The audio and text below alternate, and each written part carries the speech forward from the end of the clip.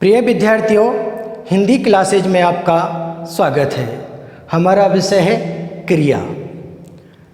हम क्रिया की परिभाषा और क्रिया के दो भेद होते हैं, कर्म के आधार पर क्रिया के भेद और दूसरा है प्रयोग या रचना के आधार पर क्रिया के भेद। हम क्रिया की परिभाषा और कर्म के आधार पर क्रिया के भेद पढ़ चुके हैं।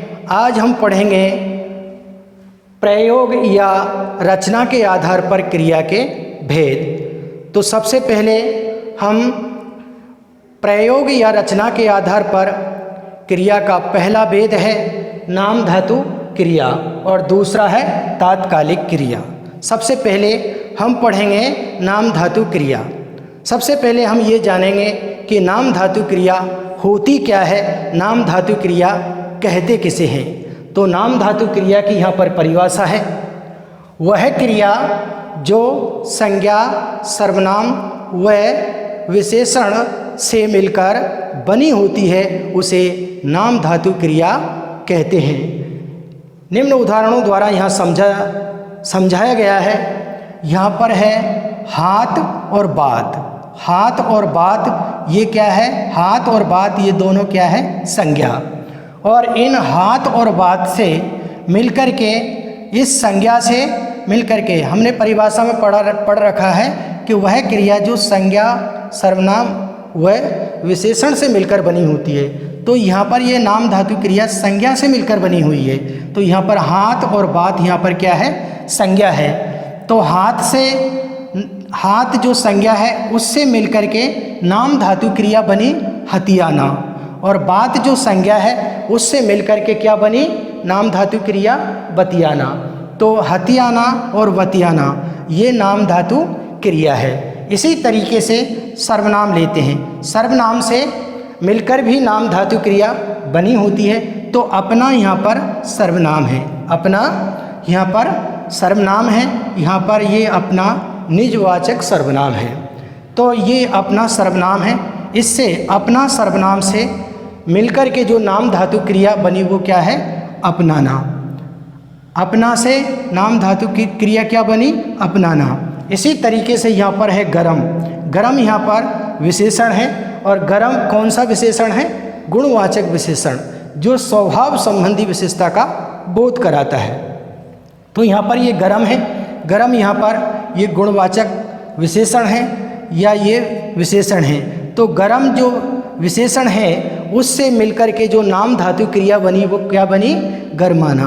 गरम से बनी गरमाना। इसी तरीके से अगर आपको कोई शब्द अगर आते हैं कि नाम धातु क्रिया की परिभाषा उदाहरण सहित लिखिए, तो आप इनमें संज्ञा, सर्वनाम और विशेषण जो शब्द हैं उनमें आपको आना प्रत्यय लगा दोगे। आना प्रत्यय लगाने से नाम धातु क्रिया बन जाती है। एक बार मैं आपको बता दूं कि प्रत्यय होते क्या हैं। तो प्रत्यय वे शब्दांश होते हैं जो किसी शब्द के अंत में जुड़कर उसके अर्थ में परिवर्तन या विशिष्टता लाते हैं, उन्हें प्रत्यय कहते हैं। तो नाम धातु क्रिया में संज्ञा, सर्वनाम, विशेषण आपको जो शब्द मिलते हैं या देखने को मिलते हैं उनमें आप आना प्रत्यय लगा देंगे या आना प्रत्यय जोड़ देंगे तो नाम धातु क्रिया का उदाहरण बन जाएगा या वो नाम धातु क्रिया हो जाएगी। प्रयोग या रचना के आधार पर क्रिया का हम दूसरा भेद पढ़ते हैं, तात्कालिक क्रिया। सबसे पहले हम ये जानेंगे कि तात्कालिक क्रिया होती क्या है, तात्कालिक क्रिया कहते किसे हैं। तो यहाँ पर तात्कालिक क्रिया की परिभाषा है, एक क्रिया के समाप्त होते ही, एक क्रिया के समाप्त होते ही दूसरी क्रिया प्रारंभ हो उसे तात्कालिक क्रिया कहते हैं। एक बार मैं फिर से पढ़ देता हूँ। एक क्रिया के समाप्त होते ही दूसरी क्रिया प्रारंभ हो उसे तात्कालिक क्रिया कहते हैं। यहाँ निम्न उदाहरणों द्वारा समझाया गया है। जैसे पहला उदाहरण है, पिताजी के आते ही बिजली चली गई। पिताजी के आते ही, तो एक क्रिया है आते ही, पिताजी का आना हुआ, पिताजी यानी कि आ गए हैं, इसके बाद बिजली गई है, तो एक क्रिया यहाँ पर पूरी हुई है। इसके बाद में दूसरी क्रिया का प्रारंभ हुआ है, इसलिए हम कह सकते हैं कि यहाँ पर पिताजी के आते ही बिजली चली गई। ये चली गई जो क्रिया है वो तात्कालिक क्रिया का उदाहरण है, या इस वाक्य में तात्कालिक क्रिया है, या ये उदाहरण तात्कालिक क्रिया का है। इसी तरीके से दूसरा उदाहरण है, पढ़ने बैठते ही मोबाइल बज गया। पढ़ने बैठते ही मोबाइल बज गया या मोबाइल बज उठा। तो पढ़ने बैठते ही मोबाइल बज गया, तो पढ़ने हम बैठे, यानी कि पढ़ने बैठने का काम हमारा पूरा हो गया है, हम बैठ चुके हैं, क्रिया पूरी हो गई है यहाँ पर कि हम पढ़ने बैठ चुके हैं। इसके बाद में पढ़ने बैठने के बाद में मोबाइल बजा है, तो ये पढ़ते बैठते ही जैसे हमारा पढ़ने बैठना हुआ वैसे ही मोबाइल बज गया। तो यानी कि एक क्रिया यहाँ पर समाप्त हो गई है, पूरी हो गई है।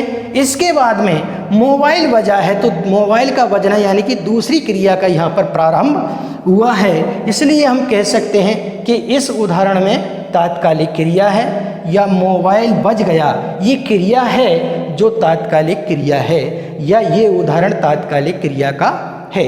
इस तरीके से हमने प्रयोग या रचना के आधार पर क्रियाओं के दो भेद पढ़े थे। पहला है नाम धातु क्रिया, दूसरा है तात्कालिक क्रिया। आप इन्हें अपनी उत्तर पुस्तिका में लिपिबद्ध करें, ताकि इनसे संबंधित प्रश्न अगर आपकी परीक्षाओं में पूछे जाते हैं तो आप बड़ी सरलता और सुगमता के साथ उनका उत्तर दे सकते हैं। आज के लिए इतना ही, शेष कल पढ़ेंगे। Thank you.